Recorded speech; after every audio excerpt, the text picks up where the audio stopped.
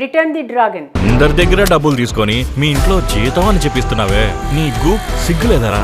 వాడు మనకు దొరికిన వరమమ్మ. మొదటి సినిమా లవ్ టుడేతో ఊహించని సరికొత్త పాయింట్ ను ప్రేమికుల మధ్య పరిచయం చేసి అదే సినిమాగా సెన్సేషన్ క్రియేట్ చేసి బ్లాక్ బస్టర్ హిట్ అందుకున్నాడు తమిళ్ హీరో ప్రదీప్ రంగనాథన్. చేసింది ఒక్క సినిమా అయినా అతను సృష్టించిన అలజడి అంతా ఇంత కాదు. ఏకంగా లవ్ టుడే సినిమా అటు తమిళ్ ఇటు తెలుగు హిందీ వరకు చేరింది. ఇటీవల శ్రీదేవి రెండవ కూతురు ఖుషీ కపూర్ ఇదే సినిమాను హిందీలో రీమేక్ చేయగా అక్కడ కూడా పాజిటివ్ రెస్పాన్స్ సాధించింది. మొత్తంగా మొదటి సినిమాతోనే ధనుష్ లాంటి ఛాయలు ఉన్నాయని గుర్తింపు తెచ్చుకున్నాడు ప్రదీప్ రంగనాథన్.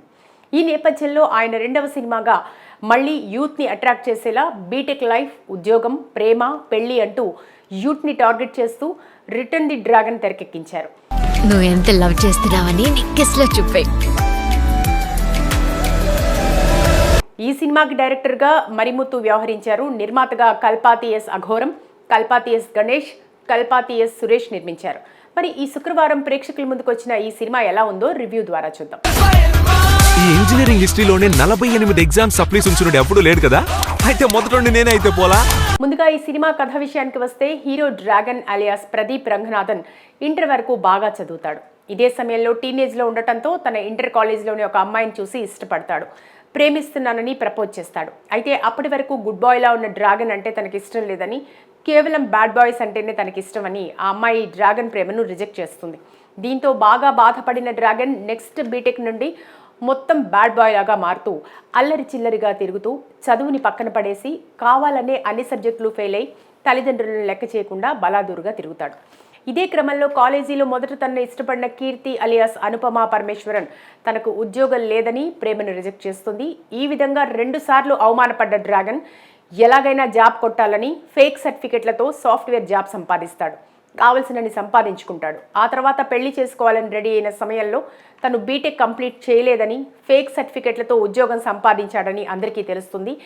ఈ కారణంగా డ్రాగన్ ఎలాంటి ఇబ్బందులు పడ్డాడు, తను ఫేక్ సర్టిఫికెట్లతో ఉద్యోగం సంపాదించాడని ఎవరు కనుక్కున్నారు, అది ఎలా బయటపడింది, బీటెక్లో ప్రేమను రిజెక్ట్ చేసిన కీర్తి డ్రాగన్ లైఫ్లోకి వచ్చిందా, ఇలాంటి అనేక రకాల ప్రశ్నలకు సమాధానమే ఈ డ్రాగన్ సినిమా. ఇక ఈ సినిమా గురించి విశ్లేషించుకుంటే మొదటి సినిమా లవ్ టుడేతో యూత్లో విపరీతమైన క్రేజ్ సంపాదించిన ప్రదీప్ రంగనాథన్ ఇందులో కూడా యువతను ఆకట్టుకునే స్టోరీ లైన్తో సినిమాను తీశాడు. ఇందులో యూత్ని ఆకట్టుకునే అన్ని అంశాలు పుష్కలంగా ఉంటాయి.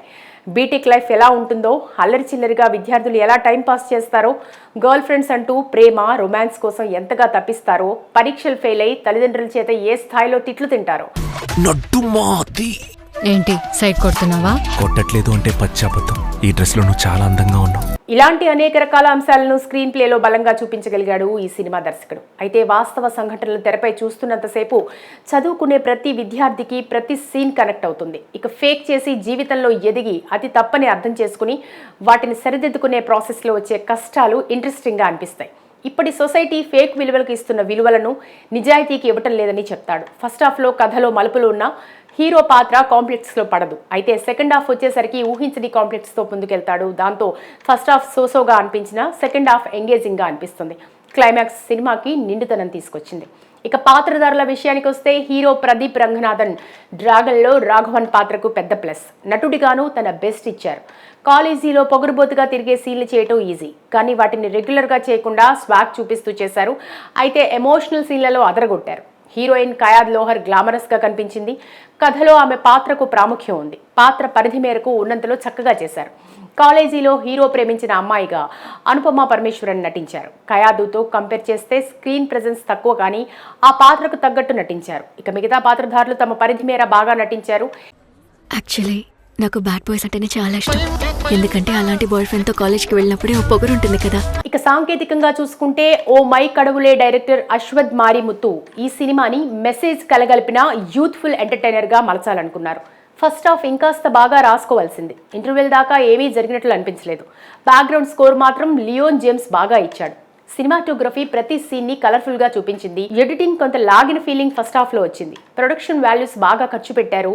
ఓవరాల్గా ఇప్పటి యువత ఈ సినిమా చూసే విధంగా స్టూడెంట్ లైఫ్ అంటే ఏంటి, ఎలా ఉండాలి అనే చిన్నపాటి మెసేజ్ని ఇస్తూ 2 గంటల పాటు ఎంజాయ్ చేసేలా ఉంటుంది.